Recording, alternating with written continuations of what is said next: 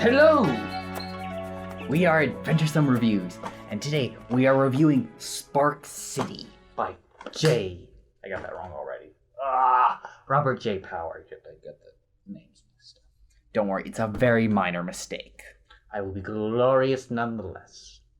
I will shine like a mirror in the dark. Just waiting. Don't blind me. I need my eyes. I'm a mirror in the dark. Yeah, but you're shining and you're phosphorescent and other such things. Sasquatches. Okay. Actually, like, the actual sound of it makes is fun. So it actually worked.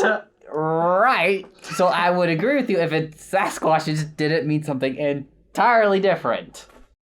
It doesn't matter what it means. It matters what we use it for. No, it matters it's like what... rats. Like, rats means one thing, but it also means a different thing. Or it's like... though, or through, Let's stop brutalizing the language. Language is hard enough without you changing meanings left, right, and center. Meanings change all the time left, right, and center. I agree, but you don't need... The language doesn't even sound like what English is supposed to sound like. You go back 600 years and say, I speak English, they're going to be like, what is this foreign language? You have a point, but I refuse to admit it. I'm just hurrying up the process. You are so helpful. I know. We're touring time. The synopsis is as follows. The hunt is coming. Despite his warrior's lineage, Arrow would rather waste his potential stumbling alone from one tavern to the next, drinking and gambling. Fate, however, has greater plans for him. After decades of peace, a great war draws near, and though he doesn't know it, he is standing in the way of the first wave. What is more, and very much to his dismay, he's about to find out he's not entirely alone. But Arrow has a plan, a simple plan. It'll never work. A reluctant coming-of-age epic packed with heroic sword fights, fierce battles, and slow burn romance. Perfect for the fans of Patrick Rothfuss and Brandon Sanderson. Find out why thousands of readers have fallen for Amazon #1 best-selling author. You could have skipped out the whole sales pitch nonsense at the end. Typically, I would have agreed with you. But the fact that it's Amazon's #1 best-selling author, I feel is pertinent information. You would tack that on at the end, not part of the synopsis. But it broke my immersion. I left out another paragraph. I don't see what you're complaining about. And if I start dropping paragraphs left, right, and center, I'm going to start editing the synopsis as we go along, so it's better if it's my reading preferences. Pretty soon, I'm not even going to read the synopsis. I'm just going to make the synopsis up according to what I have. Only with Sudoku. Regardless, I quite enjoyed this book. So did I. It's a bit different because it's not heavily plot-centric. The book is almost entirely focused on the characters and their budding relationship, which means the book kind of wanders off into romance territory more than high fantasy, but it's not to an egregious extent, and nor does it fall into many, as far as I understand. And he says not to an egregious extent as if it's even remotely a bad thing. It's in a fictional world, but the focus of the book is on the characters, and there's some really good action sequences and but there's the peril, and you have all the usual staples of fantasy. It's just, there's a higher emphasis put on this book on character development and romance than you normally get from standard fantasy. So my point that I was trying to make is that if the story billets itself as a standard high fantasy novel, the romance aspects do not stray too far away from that, which is what I was using egregiously for, so. I really liked the romance of the book, though. The progression was solid. You had appropriate roadblocks that weren't just out of random nowhere drama. Or just, it wasn't necessarily stupid drama either. There's like one like goofy part in their romance. I'm not going to get into it because it's pretty late on in the narrative, but there was just one goofy part of it. I don't know exactly what part you're talking about, but I don't remember having any problems with the narrative arc of their romance. It was more towards the end after stuff and all kinds of nonsense, but very clear. Precise down to the T. I'm scientific, surgical. Aside from the romance, some really good action sequences. Both on the actual movements of it, like the author describing how the character moved and how they fought, but also on the more battle scale. Like, it's not the quote-unquote best you've ever seen, because he does ride a little bit on, and was a devastating whirlwind of death, where it just tells you, this is what's happening, you do the imagining. Which is not terrible. It's not terrible. That's even useful at times and enjoyable. Yes, but it's a dual point. It's one of the things where it doesn't go into the Driss Duerden territory where you have to spend 6 hours, 6 paragraphs watching these two characters exchange sword blows, and he tells you what each sword blow is. It ends up boring, and so on the one hand that's a benefit. On the other hand, from a purely critical standpoint, critics are doomsayers. Ignore them utterly. As a performance, we know what we're talking about. Okay, we'll put it this way: it's a little bit of a cheat if you look at the grand scheme of things, but it's not an unpleasant cheat because it's handled well. Like the whole, and he was a whirlwind of death. It's not. It doesn't come across as the author telling the reader what's happening, because it's often in the mesh of like the main character is surrounded by 60 people. It's like, what? It was a whirlwind of death, which is one of the other soft points that I found really praiseworthy. So, oftentimes, a character will leap into a horde of enemies and slaughter them all because he's a hoss. It's like, why? No superpower besides being incredibly skilled bladesman, and usually you just have to ignore that as complete and utter nonsense that the author can get away with because of the genre.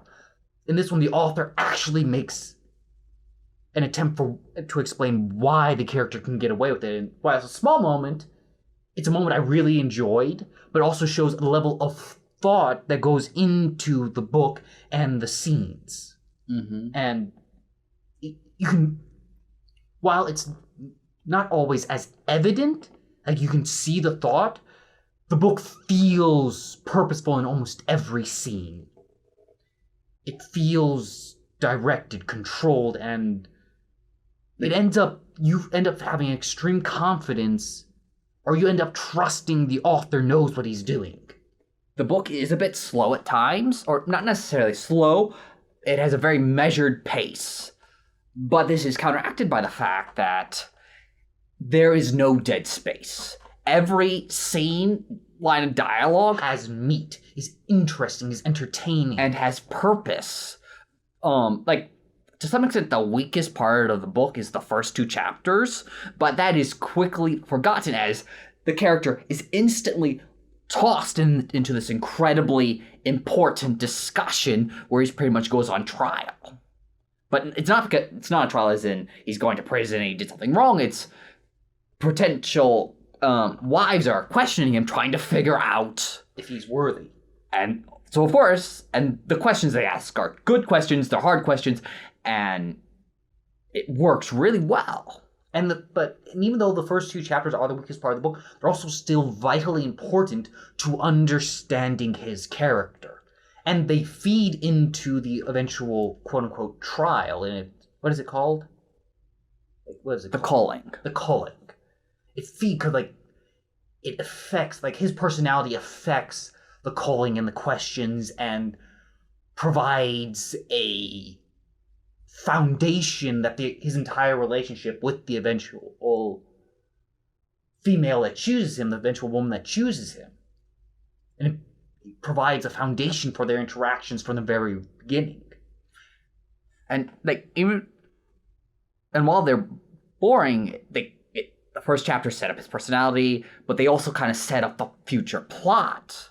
So even though they're the slowest and kind of where you're really just getting to feel for the story, they're also part of the story in a very important way. And speaking of I really like the two characters.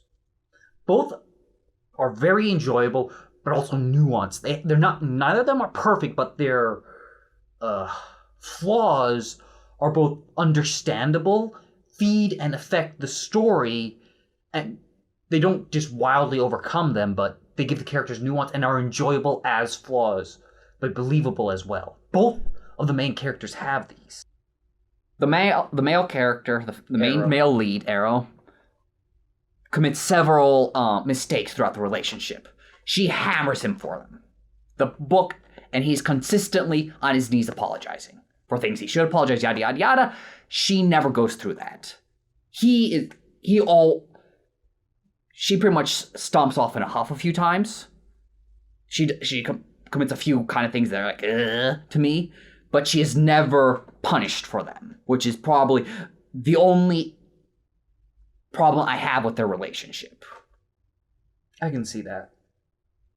But at the same time, she's not arrogant, or because there are several times where she goes out on a limb for him, and she is an active participant and beneficial for the relationship, so it's not toxic. It's just he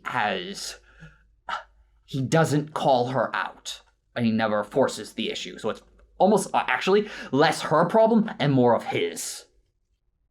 Regardless, it is a prevalent element.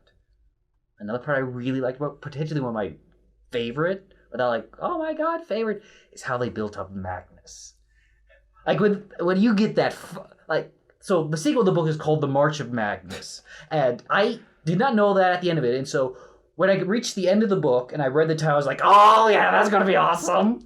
All right, that's how well, and Magnus is the main character's father. Right, okay, so you have the main character, Arrow, and his father is Magnus. And Magnus is pretty much the warlord of Elder Days. He is terrified, like, everybody's terrified of him. And the book builds him up as a legendary figure throughout the entire series, very gradually, very pleasingly, so that at the end, when you get the name drop of what the next book is... And to some extent, it's also built up by the fact that Arrow pretty much reveres his father not as this holy divine patriarch, all good, all evil, but no, as this powerhouse. I am nothing in comparison to my father. And he's Arrow's repeatedly a hoss. Right, and so Arrow is repeatedly faced with these challenges that, as the readers, we recognize as being terrible challenges, and almost every time this runs Arrow meets this challenge, it's, I wish my father was here. I am nothing compared to my father. My father would have no problem. He would tear this entire enemy limb from limb. But it never strikes as hero worship or as in fluff, because it's so gradual, and you have the foundation of belief. Arrow being worshipful of his father is validated by how awesome Arrow is. Arrow is tactically competent, combatively amazing. Superior to pretty much anybody, even the other kind of... Because Arrow comes from a military, what's the word? Higher class, called alphas. They're the best soldiers, the biggest, the strongest, the smartest, pretty much. And they have the best education, whatever. Regardless, in the world, they are considered elites. But not just elite because of birth, though that obviously has some involvement, but they're elites because of how much they excel at whatever they attempt. And they're elites, they're elite fighters and elite people on both the female and male side, so the children are even more so because they're getting pushed toward greatness by both the mother and the father, and both parents have this incredibly exacting standard of what competence is. And then you have the foundation of what alphas are. Then you have Arrow, who excels among the alphas as a combatant.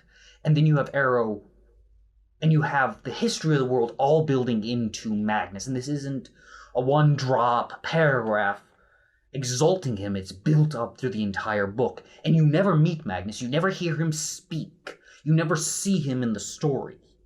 You You just see the results of his march in the past. And you see people asking, what is Magnus up to? And it ends up building a huge mystique around the character. Like, the ruling body of the world is still actively scared of Magnus. And Magnus has been kind of peacefully farming wheat for the past 10, 20 years. But not because they beat him. He pretty much just said, I'm done with this. I'm going to go off and have a family now. And going back to the relationship of the main characters, and we'll be concealing the main female lead, I believe that, because that's a little bit spoilerish. Yeah. Part of what makes their romance work for me, what works it so well, is their history melds. She comes from a spot of low-key isolation. She desperately wants to have a family. And so even when she's being, quote-unquote, frustrating to the reader or otherwise unappealing, you have not moments of humanity, because they're both excellent at that, but you have the pain of her history and the desire, her very understandable desire to have a family, to have people that actually care for her, and to people who support, and all these different elements. And so even though their romance starts off at a rocky foundation, very rocky, you understand why she desperately wants it to work out. And it builds empathy for the character, among all the various other myriad elements that define and build her up as an individual. And they don't all come out at once. There's elements of her character that don't get revealed until 3/4 of the book through. But not as in, I have a secret dark past. They're just believable personality traits, because the character keeps a diary, and you get a glimpse at the diary, and the diary shows humanity. Like, sort of like the shy inner thoughts that are often you don't get to see from a purely external view, or even internal view of main characters. The narratives just don't explore that territory. The diary scene is actually really important, because before that, Errol actually develops a poor opinion of her. And to some extent, it is justified, because she does not treat him lightly. And there are reasons for this that the diary later explains.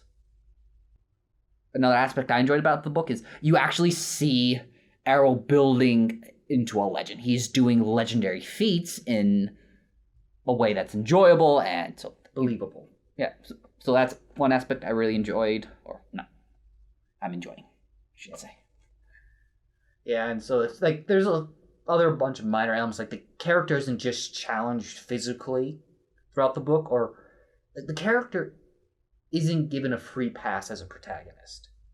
There are scenes where he himself is challenged, not necessarily from an emotional, I must persevere standpoint, but just there are elements of the book that disagree with the main character that he cannot do anything about, and he has to live with. Mm-hmm. Or to accept, or quote unquote turn the other cheek. And I enjoyed that element because it challenged the character without really requiring a resolution or a validation. It was just life. And without like being hugely whatever, it helped build the characters. I don't think I have anything else to really say. Or that we need to desperately scrounge for some vial or something to toss at the book so we're not disgushing out about it for 10, 15 minutes or whatever. I have criticized the book. Yes.